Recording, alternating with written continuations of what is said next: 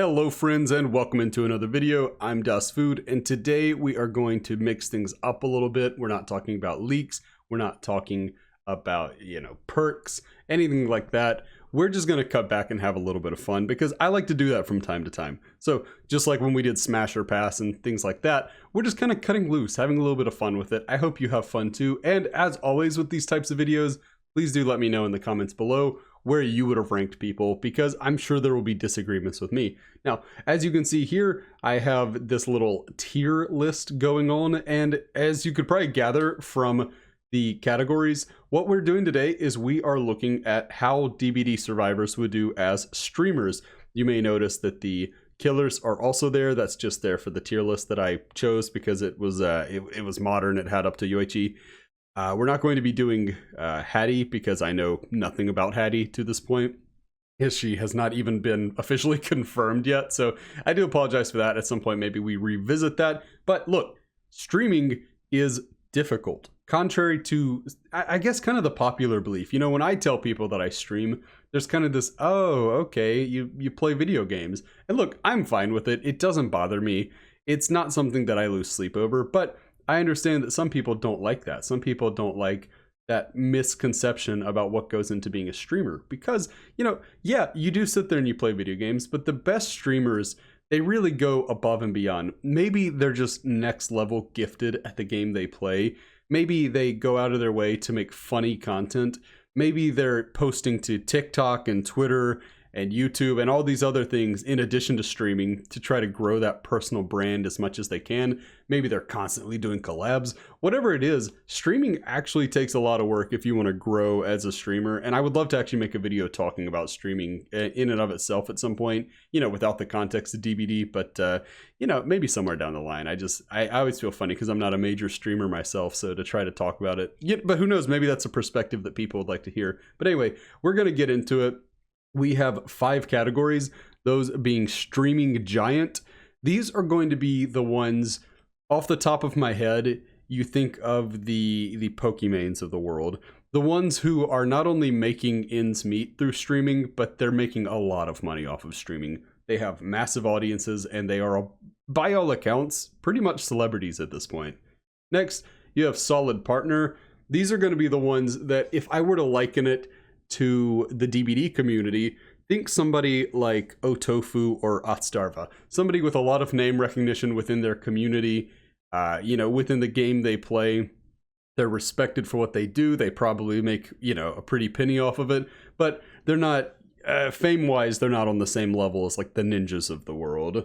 Next, you have loyal but small community. This is technically where I would put myself as a streamer, which, by the way, if you don't know, Das_food on Twitch TV. That's Monday, Wednesday, Friday. We have a good time. Obviously, whenever you're watching this one, if you're watching it, the day of release, I will not be live this Friday, this Monday, or this Wednesday because I will be out of town. But, normally Monday, Wednesday, Friday.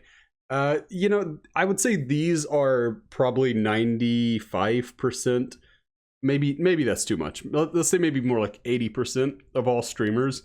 You have your regulars that come in and you make memories and you have a good time, and it's not your job. It's not your job. I work a day job. A lot of Twitch streamers work a day job. In fact, the overwhelming majority work a day job. It's a hobby that you do, and if it catches on, it catches on, but for the most part, you're just doing it for fun, and you have some loyal and very loving subscribers who keep up with it and make it worth doing. Next, we have the category of very little success. These are the people who are, they're smaller than even the category above them, but they're not necessarily bad at what they do. That's one thing I want to stress, is that these are the people who, for whatever reason, they just haven't caught on, but that doesn't mean that they're inherently bad at what they do. Maybe they're just lacking in one area of their approach, and if they would do this differently, they could grow more. It's not necessarily a terrible place to be. It's just saying that, they're not succeeding, and maybe they could be. Finally, we have not cut out for this. I actually think that a lot of people are not cut out for streaming. That is not me discouraging anybody from trying. That's just saying, like with most jobs, there are going to be people who are really good at it and people who are not very good at it. And while I think everybody that's interested should try streaming, it's okay to say, you know what, I tried it. This wasn't something that, I've known so many people who they stream and they stream and they stream. And I ask them, do you like streaming? And they're like, no, not really. It's just kind of a habit at this point. And if you don't enjoy what you're doing, when it's something like streaming, look, for your day job, you may not love what you do, but you got to do it. Also, by the way, speaking of day jobs, there's some people working on the fence where I live. So if you hear like machines in the background, I have not added those in to make it sound like I'm on an active construction site. I don't know if you can hear them. I don't know. But if you do hear them, that's what you're hearing. Anyway, I have rambled enough. So let's get into it. Let's talk about which streamers, which survivors would make the best streamers. And we're going to start with Dwight. Now, the way we're probably going to do this most of the time is just drag them up to the middle one and then weigh the merits. So when it comes to Dwight, if we go according to his logic, we know that he is tech savvy to some extent. We know that he is a kind of meek person who can show out when he needs. This is a guy that I really do see being a solid partner. I don't see Dwight becoming a streaming giant. In fact, ironically, I think he would be the type that probably streams a game like Dead by Daylight. I think he would be the type of content creator that finds a popular game, but not quite a League of Legends type game or a Fortnite type game. And I think that he would develop a solid following. And, he's the type of guy I could actually see making a job out of it. Now, by the way, let me know down below if you would, whoever it is you would follow or who you would not follow. Who would you be sub to? Who would you not be sub to? I think it's kind of a fun thing to think about because, we're taking these characters out of their regular context and putting them into an entirely different one. Now, for Meg Thomas, Meg is a rural person, which automatically, I know people in the country play video games. I live in Mississippi and I play video games, but I don't want to mislead. I don't live in like the more rural parts of the state. I live in the more city-esque parts of the state, even if a Mississippi city is like a New York town, But I look at Meg and she's athletic. She spends a lot of time outside. She's not quite what you think of as a gamer, She's not quite what you think of. She's very committed to track and field. She's very committed to making it in her athletic endeavors. Also, she comes from a very poor background, and streaming can be rather expensive to try to get a streaming PC or something like that. Not that you have to be wealthy to make it in streaming. You can stream from your console, and consoles are very affordable by the standards of comparing them to like a high-end PC. But I don't know. I don't want to put her in not cut out for this, but I'm going to put her in very little success. She's not somebody that I look at and that I think, yeah, she would really run with this. Next up, we have Claudette. Claudette's an interesting one because as a person, she seems so thoroughly likable that I just kind of feel there's definitely a community there. However, where I think she might struggle as a content creator is in creating connections. I don't see her reaching out to other streamers and being like, hey, let's collab. I don't see her going out of her way to make, TikTok or Twitter or Instagram or especially YouTube content. Maybe she would, but we also know she's a very, I guess, study-centric person. So I don't think streaming would ever be like the top thing in her life. I think that honestly, she seems like the type to me who stays in the loyal but small community, but everybody in that community thinks she should be amongst the streaming giants. They look at her and they're like, wow, she is amazing. Why are more people not watching the stream? Why is she averaging 5 or 6 viewers? She should be averaging at least 500 to 600 viewers. And I think that's probably where she stands as a content creator. And you know what? That's not a bad place to be. Next up, we have Jake Park. Jake is one of the tougher ones for me to place. Obviously, much like Meg, he is an outdoorsy type. One thing he does have going for him is that Jake is extremely handsome. And people, look, people can say what they want. The more attractive you are, the more doors that open for you in the streaming game. It is what it is. I'm not here to justify it. I'm not here to demonize it. It is what it is. And Jake is a very handsome guy. I do kind of think that maybe he's just so outdoorsy that I don't know that he would ever be able to commit to streaming. I think he would be the type that he would do maybe a monthly stream or something. And I don't know. I think that there's certainly the room for him to be good at streaming. I don't think that he would commit to it enough because I think that his priorities are far, far removed from a computer screen. So I'm going to put him in very little success because he's not a person that I think would be terrible at streaming, but he is a person who I think would be terrible at committing to streaming. Next, we have Nia Carlson. In the case of Nia, obviously, we know her backstory. She kind of had what you might call delinquent tendencies, very into spray painting and vandalizing and all that. She's kind of got the punk rock aesthetic, kind of the skater kid image. I think she could actually do pretty well. I may be wrong about that. I think she would be a bit of a polarizing streamer. I do. But I think that this would be an outlet for her to channel her creativity. And I think she'd be a solid partner. And I think some people are going to laugh at that, but I really do. I think she would be rather good at what she does. And maybe I'm wrong. This is kind of, in sports, you draft a player through whatever draft it is, MLB, NFL, whatever, and they have the chance to turn your franchise around, or they're just complete bust. And you're like, wow, I evaluated that one completely wrong. Nia is kind of that for me. Her upside is so high that I think she would actually be a pretty good streamer. Next, we have Laurie Strode. Now, we have to remember, Laurie is from the 70s, but we're not going to hold that against her. We're kind of assuming that the Laurie Strode that's in the game is the Laurie Strode that would be streaming. So not modern day Jamie Lee Curtis, who, by the way, would probably actually be a fantastic streamer. She is so charismatic. But we're going off of, 70s Laurie Strode thrown into the 2020s. And honestly, my initial thought here is that Laurie, she's not very, and guys, keep in mind, one thing I have to stress, when we're going off of characters from licenses, I have got to go off of what they are portrayed as in the license, not the reputation they've developed in the DBD community. So in the license, she is a very meek, reserved person. She is not over the top in any way. Now, obviously, she goes on to find out she's quite the survivor and quite the fighter, but would that be activated from streaming? That part, I'm not sure. She is a kind person. She's pretty. She clearly has friends, so she's sociable. I think Laurie would be a good streamer. The question is, would she be a popular streamer? Because that's really the big difference between the yellow tier and the light green tier, is these are both good streamers. In fact, you could argue that 4 out of the 5 could include good streamers, especially 3 of the 5. But would Laurie be popular? And you know what?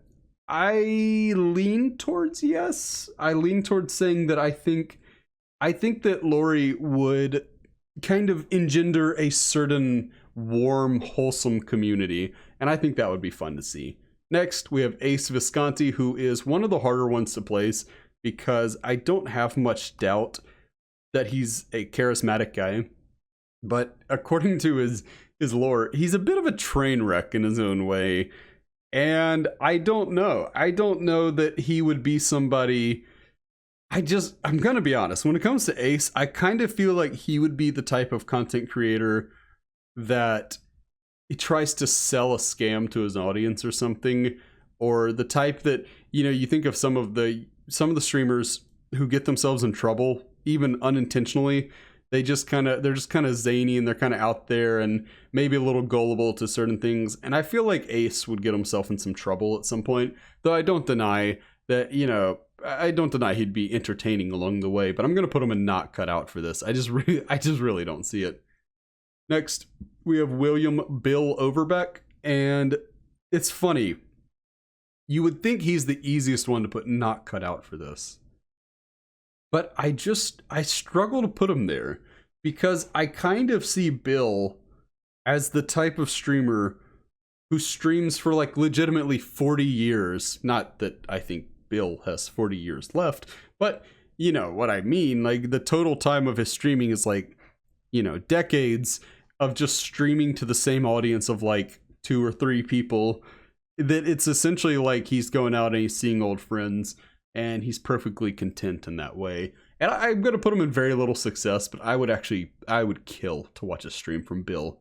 Next up, we have the gamer Feng Min. Her whole thing is that she's a gamer. And as such, I'm not going to waste any time. She goes in streaming giant. I think that Feng has all of the tools necessary to be successful, including the fact that she is literally a pro league gamer, which comes with a few things. So firstly, that means she will get that crowd who tunes in to watch high-level gameplay. Comparatively, I like to use myself as a reference because that's something I'm very familiar with. I am not very good at the games I play. People who watch my streams do not watch them for the high skill, but there are plenty of streamers who build an audience based off of their skill and then possibly grow that audience with other things. So you think of Otstarva. He is both very good at Dead by Daylight, but then also very good at the other aspects of being a streamer. And I think that's what Feng would probably bring to the table. She is the built-in audience because she is a known streamer. I'm sorry, a known pro league player. And obviously, she's cute. She's good at the games. I don't know. I mean, I've called her Gremlin in the past, so this is like the most Feng praise I'm ever going to. Sorry. Also, I've gotten in trouble in the comments. Apparently, it's Feng. Apparently, I'm not familiar with Mandarin. I know very little about it, but apparently her name is pronounced Feng Min. So I do apologize for that. I get it wrong every time. But yeah, Feng, streaming giant. I don't see a world where she would be anything but but that. I lost my voice there for a second. Maybe solid partner at worst, but she would do well. Next up, David King. And look, I realize nowadays, because the announcement from Behavior about David's sexuality, people want to kind of recolor this character. But he was one of the first ones that I thought would probably not be very good at streaming, and it's because his lore, up to the point of discussing his sexuality, is that he is prone to violent anger. He is very rough and tumble. He is chaotic in a lot of ways. And by the way, none of that's to say that he's a bad person, just that he's a troubled person. I don't think David's a bad person. I think he's troubled. And I don't think he would be able to handle things like trolls. I think he'd be the type who would actually really lose it on trolls. I think that he'd be the type of guy that gets all of the videos made about him on YouTube of, toxic DBD killer, accuses us of blah, blah, blah. The channels that do a lot of that, which, by the way, no, I'm not saying anything wrong with that.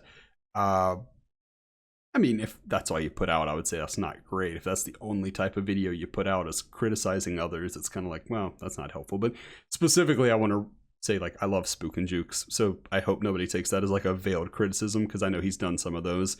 He is a fantastic content creator. David goes in the not cut out for this. David is not a guy I see handling the more emotionally taxing parts of streaming very well, but maybe I'm wrong. Next, we have Quentin. Quentin just kind of looks like a gamer, doesn't he? He kind of looks like the type that would just settle down, play some games, have a good time. And obviously we know that he stays up super late because of Freddy, so he's already got the gamer sleep schedule down, which is a real pro move on his part. He's going to go in the loyal but small community. I honestly think that Quentin, I would have liked to see some more personality out of him in the movie that he was in, but with that being said, basically he and Freddy were the only ones who showed any personality in that movie, so yeah, he's fine. He'll go in the loyal but small community. Next up, Detective Tapp. He kind of hits the same thing as Bill, where it's like, age-wise, you kind of doubt that maybe he would really be super into it. But I do want to stress, there are elderly people who are super into video games. Statistically, it's far fewer of them. But, stereotypes don't encompass the entire truth. They may be based off of a truth or a former truth or a half-truth or something along those lines. But, they're not the entire truth. And, there are plenty of elderly people who do love video games. With that being said, Tapp was an absolute maniac in the Saw films. I think he was morally questionable in many ways, and I'm gonna put him a not cut out for this. With how obsessive he is, I think somebody would say like GG easy and he would spend the next like 5 years of his life tracking that person down just so he could confront them in Walmart about it. I just don't see it happening. Kate is interesting because she has a massive fan base. We know she is a country music star, and look, country music, what they put out in the modern day, it's not for me, but it is clearly for some people because it does numbers. Nashville is doing fine. I'm going to put her in solid partner. I don't know that she'd be a streaming giant just because I don't know that she'd have time to be a streaming giant. I think she would be somebody who, when she streams, she pulls good numbers, but I don't think she would have time to stream. I think that road life is so busy, so hectic. I don't know. I just couldn't really see it. Next up, Adam Francis. Adam really strikes me as the type to have a smaller but really cozy community. He's a teacher. He's clearly very intelligent. He seems kind. I think Adam really strikes me as the type. He's the type of guy that I would want to watch his streams. He's the type of streamer that I would watch. I really think he's the type that, like, so for example, I think Feng would be amongst the most successful, but I don't think I'd be very interested in watching her streams. You know, Nia, maybe she'd be very good at streaming, but maybe I wouldn't really care as much to watch her streams. I was trying to think of other examples. You know, Jake, maybe he's good when he streams, but yada yada. We could keep going. Adam is one who I think I would really like to watch his streams, and I think they'd be very, very good. Next up, Jeffrey Johansson. That's my main. That's my dude. I love Jeff.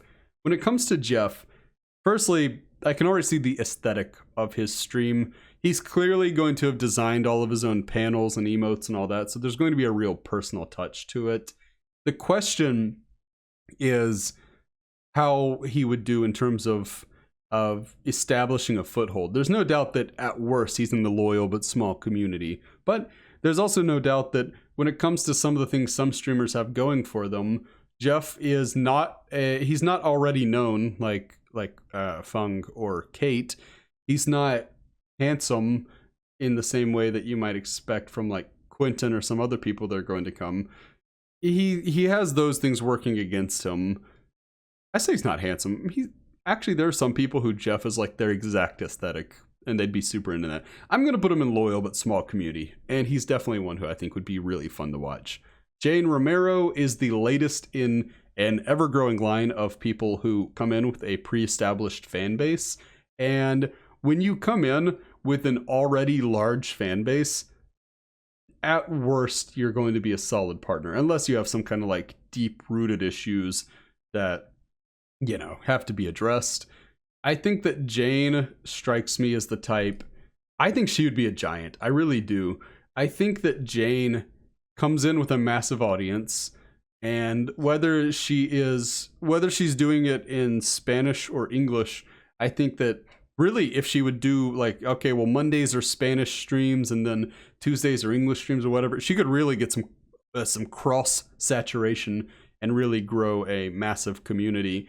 She kind of strikes me as the just chatting type, even though she has a talk show. So maybe what she would do on Twitch would be more gaming. I don't know. But either way, I think she would be an absolute monster in the streaming community. In a good way. Good monster. Next up, Ashley J. Williams. Ash is the latest of the elder statesmen of the survivors. The difference between Ash and the others is that Ash is one of the most effortlessly cool people of all time. There is no doubt that whatever game he's streaming, whatever he's talking about, whatever he's doing, Ash is captivating. Ash is charismatic. Ash is funny. I do think at some point he would get canceled. If you've watched, you know, the movies and especially the show, he's a relic of the past in some ways, and Twitch is not exactly the place for diversity of thought. It's, you know, it kind of caters more to like one way of being, and I don't know that Ash would be able to sustain that permanently. But I think of him like an older Dr. Disrespect in terms of the presentation. I think he would be huge. I think he would do great. Next up, Nancy Wheeler. Nancy is the definition of a wallflower. I really struggle to see her putting on just like crazy fun streams. Now, I will say there are people who are very quiet and very reserved in public, and then you get them you get them in front of a camera to do streaming or any kind of work like that, and they come into their own. And given her journalistic background, I don't think that's impossible. I don't think that's out of the question. I think there is the possibility that Nancy is actually very good at streaming, even if it doesn't seem initially obvious. So, oh, it's hard. It's hard. Some of these you could really justify either placement. I'm going to put her in the loyal but small community, but with the caveat that there's actually the potential that she would be much, much more. Next, Steve the Hare Harrington. I talked about how Ash was just very naturally charismatic, how everything he did was just, it was just kind of gangbusters in that way. Steve is very much the same way. Steve goes up to the streaming giant. Steve would be absolutely a monster amongst the streaming community. And I'm using that word a lot because I'm just thinking of like this, if the streaming community is kind of like this little city, these are the ones that come in and they Godzilla their way through. You know, these are the ones that Steve strikes me as a moist critical type in a lot of ways. And I think he would find tremendous success. Maybe a Ludwig type, somewhere along those lines. I'm sorry, my knife just opened. I almost just cut my toe off, so you probably heard that. I'm going to stop fiddling with this while I record. Jonathan is not Steve. Jonathan, yeah, I don't know. Jonathan, first off, I like to make jokes about Jonathan. Jonathan seems like a cool dude. I really do think he's a good guy. I found his season 1 arc was very compelling, and I don't have anything against Jonathan. However, I don't think he would be a very good streamer, if I'm being entirely honest. He doesn't strike me as the type that would do tremendously well. He strikes me as the type that, more so than being a streamer himself, he would kind of live in Nancy's chat, being like a really good mod. So I don't think he's cut out for streaming itself, but that doesn't mean he's not cut out for Twitch. I think he would be an awesome mod for Nancy. Next, we have Yui Kimura. I'm so tempted just to put her in very little success, just so we have this very aesthetically pleasing, like, outside of Nancy, but we're not going to do that. I think Yui has a lot of things going for her and against her when it comes to streaming. Yui could make a case for being a solid partner, or for even just being not cut out for this. If Yui were to wake up and say, I want to try streaming, I think that her technical background helps her with the way that, or I say technical, more mechanical. Clearly, she's got the kind of mind that would, I think the jump from things like engines and all to software and all that, it's not small, but it's not nearly as massive as the jump from, like, you know, I'm a language guy. That's been all of my study areas, and the jump from language to working on computers is massive. And I know, by the way, I only mention that because some streamers are able to program in all kinds of fun sound alerts and all that, and they really make this stream like this crazy fun time. Yui, however, seems very understated. I think she would have, we're going to leave her where she is. I think she'd have her loyal community. I think they'd be very chill streams. I just don't think that, like, I don't know. By the way, it's worth noting, most everybody in the loyal but small community will eventually hit the rank of partner. But when I say solid partner, it's more like somebody who's doing hundreds of views a stream. Yui is probably more in the like 20 to 30 views a stream, which is very good, by the way. Very good. Zarina. Zarina is interesting because I kind of have this suspicion that she would have just a banger of a YouTube channel. We know that she works on documentaries. We know that she is very precise. We know that she is hyper intelligent and very driven. I think that Zarina, people probably didn't expect me to put her as high as I am, but I'm going to put her in solid partner with the potential to become a little bit more. However, I think she's ultimately dealing with too many other things outside of it, too focused on other things to actually make it to the realm of the giants. But I do think she'd be a very solid partner, and there's a very high chance that she would have one of the better streams of anybody on this list. Next up, we have Cheryl. We're going to go through the Silent Hill people. When it comes to Cheryl, you know, Cheryl, I kind of see, I see positives and negatives. I see things from her that make me say, oh, she'd be very good at this. Those being the fact that she seems to be very, I guess, modest in a lot of ways, which really can help. It makes you a very approachable streamer, but she also seems kind of closed off. She seems nervous. I don't know. I'm going to put her in very little success, even though I do love Cheryl. Cheryl's great. As far as the other Silent Hill characters, I have mentioned so many times that I haven't played the games, guys. I have not played the games. So this is really hard for me to go off of, because what lore we have for Cheryl, we have way less for these others, as far as from a DBD perspective. So really only people that have played Silent Hill know just a ton. So for Lisa, I almost put her in the wrong one. I almost put her in very little success. I can't get past that smile. I can't get past the smile. It's, oh gosh, it's really upsetting. It's really, let's see, do they give any kind of, let me see one quick thing. If I go to, is her name not Lisa? Oh, geez. Yeah, it's Lisa Garland. Yeah, okay, there we go. She was a nurse at the hospital and responsible for treating Alessa, who's, by the way, not on this tier list. Yeah, I don't know. I think I just kind of, I feel like I just need to leave them off. Let me know in the comments below, because I don't want to, I don't really want to speak on something I don't know. So it's up to you, the commenter, to tell me where the 4 Silent Hill characters go that aren't Cheryl, and I'll just take that as like gospel. Next up, we have Felix. Felix has everything going for him. He is wealthy, so obviously he could afford top of the line, high-end equipment. You know, he's going to be using a Shure SM7B. I can promise you that. He's going to have it's going to be a perfect 4K stream. And then it's good that it's in 4K, because he is a beautiful human. He is a beautiful human who is going to be really hurt by the fact that men also can't take their shirts off on Twitch now, because he could just stream shirtless and he would be up there in the giants. As it is, I do still think he's probably doing pretty well for himself. I think Felix is a giant. I think he'd be doing exceptionally well. Next we have Elodie. Elodie is adventurous. Elodie is outgoing. Elodie is outspoken. I think Elodie would do very well with streaming. I really do. Elodie strikes me as somebody who would absolutely take to streaming like a fish would take to water. This feels like a very natural combination.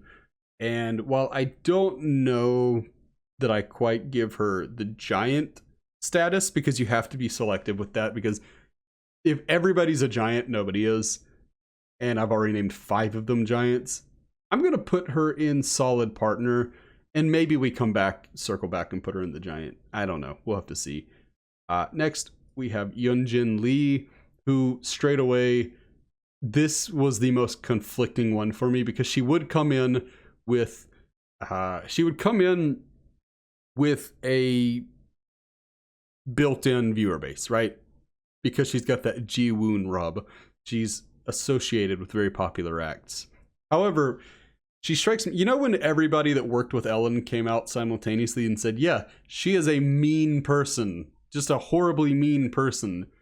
Are you honestly telling me that wouldn't happen with Yun-Jin? Because her whole thing, one of the main things of interest with Yun-Jin being added to the game is it was the first real instance of a survivor being added who was really not much better than their killer. I mean, I guess you could argue that Trickster Ji-woon is actually far worse because he's a murderer, but Yun-Jin's the type I wouldn't put murder past her. She is morally ambiguous. That's not goodness gracious, I'm having a stroke here. Ambiguous. I had a really hard time there. You can tell. We're going to put her not cut out for this because, well, I think she would actually be rather good at streaming, and she would definitely, slash throats on her way to the top. I think eventually it would catch up to her. Jill Valentine. Jill's hard because Jill is probably the coolest survivor, but I think she is the type who would be utterly consumed by her work. I just really don't see her as somebody who would spend a ton of time. I don't see her as someone who would spend a ton of time out of the office. She's very committed to what she does. And if she were to try streaming full time, I think that she may be good at it. I think she might be. But I don't think she could ever set aside the time. Even if she said, okay, I'm gonna make it as a streamer. I'm gonna do this. I am going to stream. I think there would be the part of her that was always just kind of like, oh, but I really need to be working on this case file. So for really different reasons than anyone else has been down here, I'm tempted to say not cut out for this. I think she's so work focused. I don't know that she could commit to streaming. I think she would always have it in the back of her mind that while she's streaming, she's not getting justice for somebody or something like that. So yeah, Jill goes in the not cut out for this. Claire, however, I think would probably be rather good. Not because it's like when you have one person, it's like, oh, they're just too hard of a worker. They couldn't do this. And then the next one, you're like, they could do it. It almost seems like you're saying they're lazy. She's not. We know she's a very, very driven person. I think, honestly, I think she'd be a solid partner. I think Claire would do extremely well as a streamer. I think that Claire is likable. She is sociable. And she's not as what I would call severe as some of the other Resi characters. She's more human than a lot of them in a very, in not such a literal sense. I know a lot of Resi characters are actually not human anymore, but compared to the human ones, she seems like maybe the most likable. So I think that's where she goes. Next, we have Leon. Leon is also a great guy, but very similar to Jill. I don't know that Bleeding Heart Leon would be able to take time away from the office to work on his streaming career. However, Leon has a certain it factor. I think he would stream more than Jill does, but I don't think he would stream more than, say, Claire does. I'm going to put him in very little success. I think he would have pockets of success, but I don't think it would be anything substantial. Next up, Chris. Chris is straight up not cut out for this, especially as the games go on. There would have been a case to be made based off of, Resident Evil 1, Resident Evil. Basically, you can go down the list because, like, by 5, he's full-on action hero. By 7 and 8, he's kind of mysterious, morally, I'm not saying the word again, ambiguous. I did it.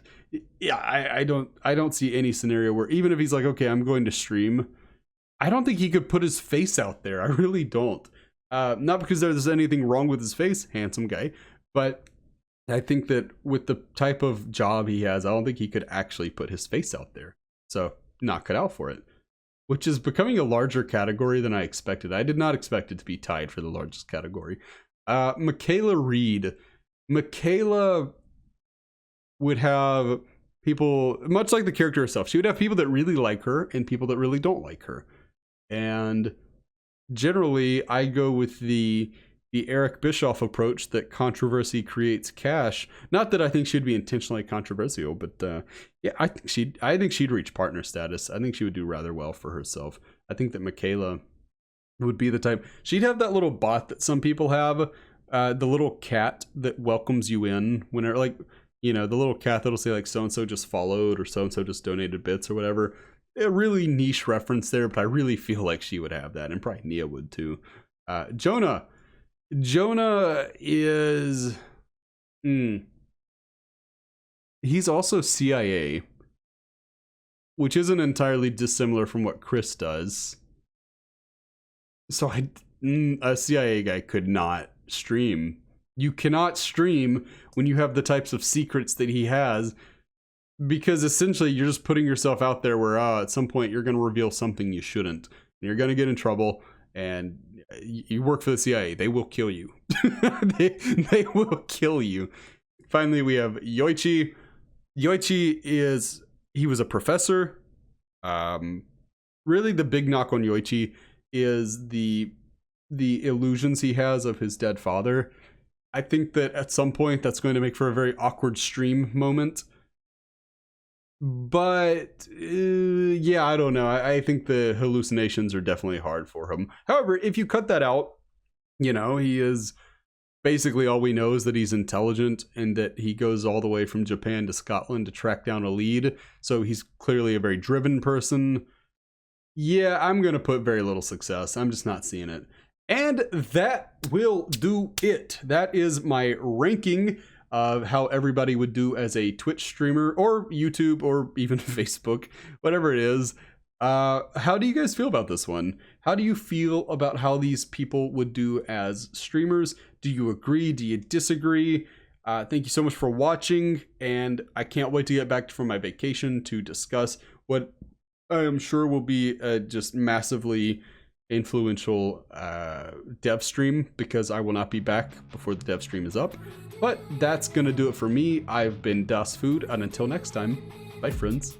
I've been dreaming on in my head like I've seen it. A life worth living is a life with meaning. I'll do what I love till my heart stops beating. I'm feeding this demon.